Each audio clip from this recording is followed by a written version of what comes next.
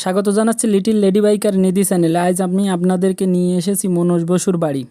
মনোজ বসু কথা সাহিত্যিক। মনোজ বসু ছিলেন বিংশ শতাব্দীর একজন বিশিষ্ট বাঙালি কথা সাহিত্যিক। মনোজ বসুর জন্ম 25শে জুলাই 1901 ডোঙাঘাটা, যশোর, ব্রিটিশ ভারত, বর্তমান বাংলাদেশ। মৃত্যু 26 ডিসেম্বর 1987, বয়স 86, কলকাতা, পশ্চিমবঙ্গ। জাতীয়তা ভারতীয়। মাতৃশিক্ষায়তন আশুতোষ কলেজ। পেশা বিশিষ্ট কথা সাহিত্যিক। পিতা রামলাল বসু। পুরস্কার সাহিত্য একাডেমি পুরস্কার।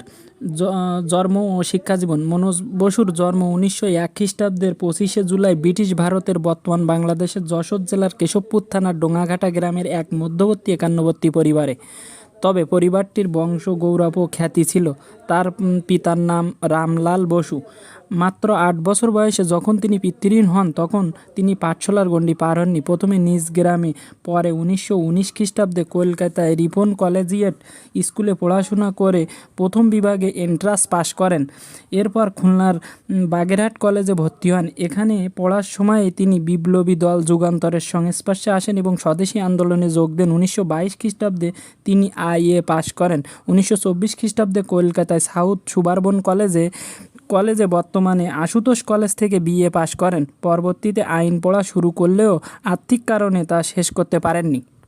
কর্মজীবন। কলকাতা ভবানীপুর সাউথ সুবারবন স্কুলে শিক্ষকতা নিয়ে কর্মজীবন শুরু করেন এবং দীর্ঘদিন সেখানে শিক্ষকতার পাশাপাশি পাঠ্যপুস্তক রচনায় মনোনিবেশ করেন। প্রকাশনার জন্য পরবর্তীতে নিজের প্রকাশনা সংস্থা বেঙ্গল পাবলিশার্স প্রতিষ্ঠা করেন।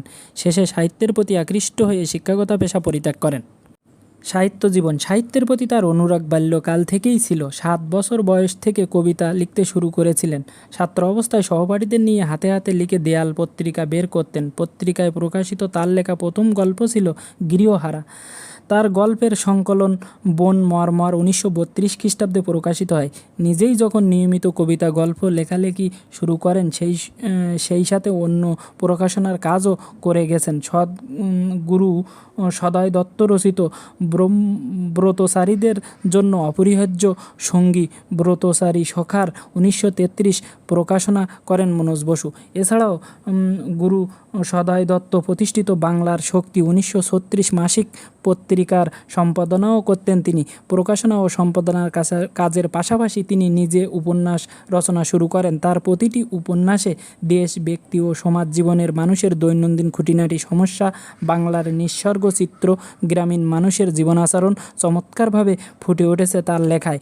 সেই সময়ের সশস্ত্র বিপ্লবীদের ব্যক্তিজীবন ও রাজনৈতিক কর্মকাণ্ডের ভিত্তিতে 1943 খ্রিস্টাব্দে রচনা করেন সর্বাধিক জনপ্রিয় গ্রন্থ ভুলি নাই।